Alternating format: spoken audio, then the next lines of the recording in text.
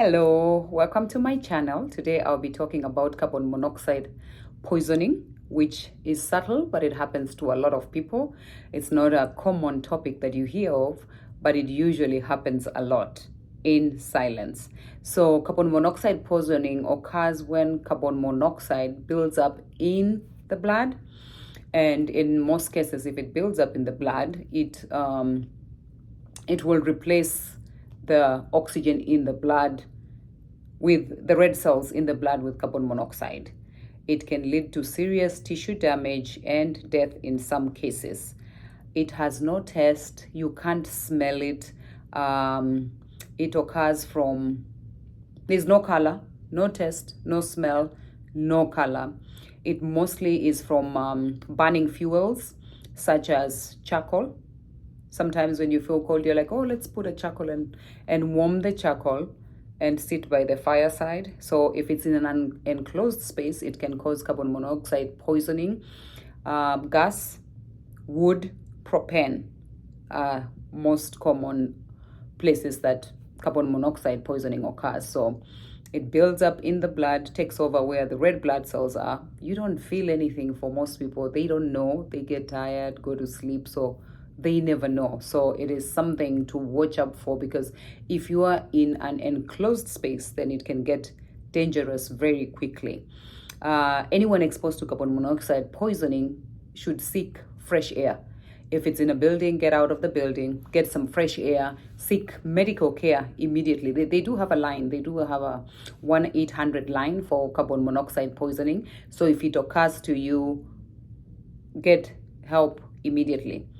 If it is still in the early stages, you can get outside, get fresh air. You'll find some people are coughing, and that's good for you. Stand out in the fresh air. Open the windows of where the carbon monoxide has occurred. Open the windows. And an example of this would be you fell asleep and you had something on the oven and you forgot about it. You went to bed. So the smoke detector wakes you up. And so it has burned. There's smoke in the house. That's an example of carbon monoxide poisoning. There's smoke in the house. So the first thing you do is get the pot off of the cooker and open the windows. But as you open the windows, it's important for you to go outside so you get fresh air into you so the carbon monoxide can go away. So that's a most common case scenario that happens. That's a smoke detector that woke you up.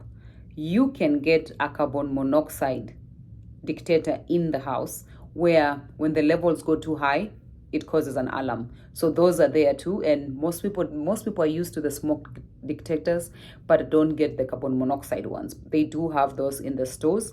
So it's important that if you're at risk for it, that you get one. Since it's silent, it's something that most people should have, so to speak. It's good to get one and just have it in the house. They don't cost much. I think it's $30 or less.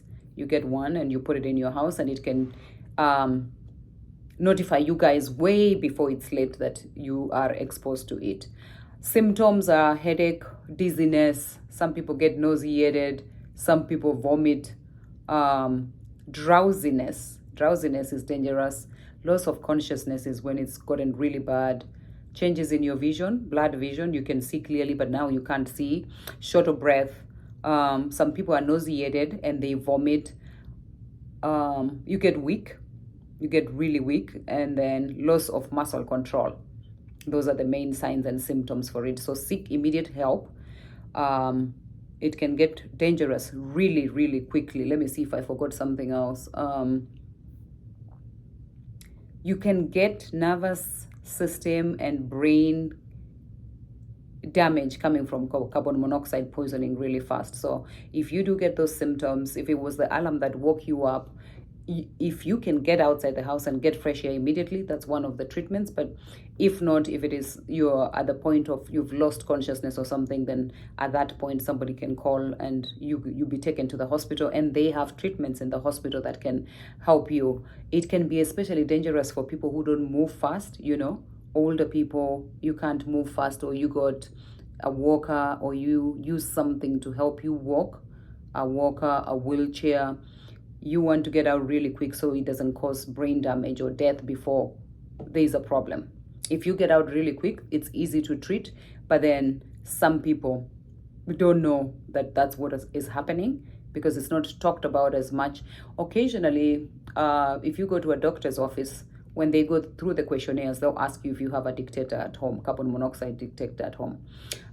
Most people forget about it, so it's uncommonly talked about. That's why I was like, I'll talk about it today. It almost happened to us. That's the reason I talked about it. The smoke detector went off. Whatever was on the oven, it wasn't on the oven, it was on the stove top, had burnt.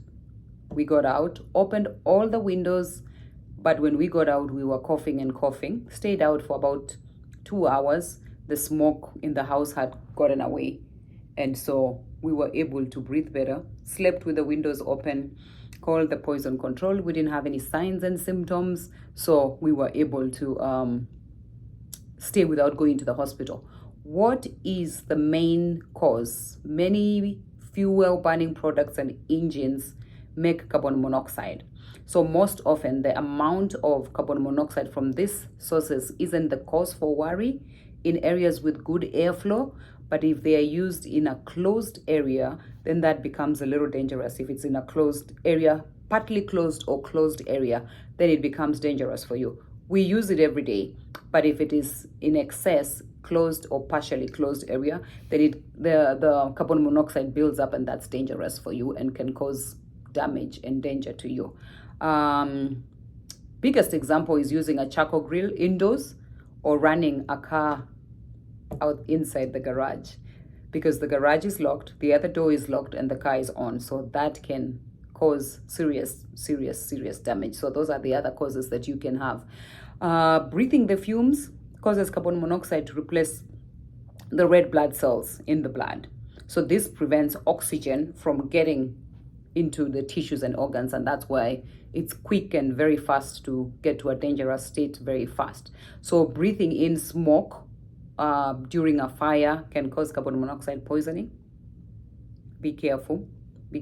Get outside, get into fresh air, breathe in that fresh air. Smoking through a water pipe called a hookah, I don't know if you guys know that, has been linked to increasing number of younger people getting carbon monoxide poisoning. That's an uncommon one, but it does happen most of the time. Risk factors mainly unborn babies, infants and children, because they don't know that they have the carbon monoxide poisoning. Since it's very silent, it's harder for the babies to know. They would have to have like a grown-up who is aware of the signs and symptoms to catch it quite fast that the baby is having carbon monoxide poisoning. Older adults too are at risk for getting carbon monoxide poisoning because they are more likely to get brain damage. So the faster you suspect you have it, the easier it is for you to go away. What are the complications of carbon monoxide poisoning? Brain damage that doesn't heal, damage to the heart, possibly leading to life-threatening heart problems, and then worst case scenario is death. Some people sleep in their death because you don't smell it. It has no odor, it has no taste, so you can't know. So some people will sleep and not wake up, and people wonder how come the person died, carbon monoxide poisoning, if there was any carbon monoxide in the house. That's why it's good to get the detector, because since it has no taste and odor, it's easier for you to have something that can help you get it. If you get it in time, it's good. If you don't, then get the detector so that it usually will alert you when the oxygen levels are off. Help prevent carbon monoxide poisoning. Don't cook and go to bed and leave something on the stove top. Don't get a charcoal burner inside the house in a closed or partial open space. Make sure if it's a charcoal burner, then it's outside and there's free flowing air, so there's no risk of you getting it. Open the garage door before starting your car. That's a common one in winter. You want it to get warm before you go, but that's a risky factor for making you get carbon monoxide poisoning. Use gas appliances as intended. Make sure the spaces around fuel burning appliance and engines are well vented. Closed spaces, not good places. Partially closed places, not good places. Keep fireplaces in good condition. Make sure the vents and chimneys are unblocked during remodeling. so that air is moving through, flowing through. If it does happen to you, make sure the repairs are done before you get back into the house. So get the vents working. That's important. And then don't get this grills and charcoal grills and stuff inside closed spaces. It can happen to anyone. It can happen to anyone. If it happens to you, we talked about the signs and symptoms. Go to the emergency room immediately. They will take good care of you. If you're in the places where the symptoms are not so bad, just get out and get into fresh air. Fresh air will help you. In the hospital, the main thing they do is they make you breathe pure oxygen, because then that goes into the lungs and stuff, or get treatment in an oxygen chamber. Those are the main two treatments for it. So carbon monoxide poisoning is tasteless. It has no odor. You won't be able to tell until it's too late. Get the dictator, or don't have charcoal or burning or grills in an enclosed space. Starting your car in the garage when the garage is closed is also a dangerous spot. All right, guys, you guys take care and have a great week. Okay, bye-bye.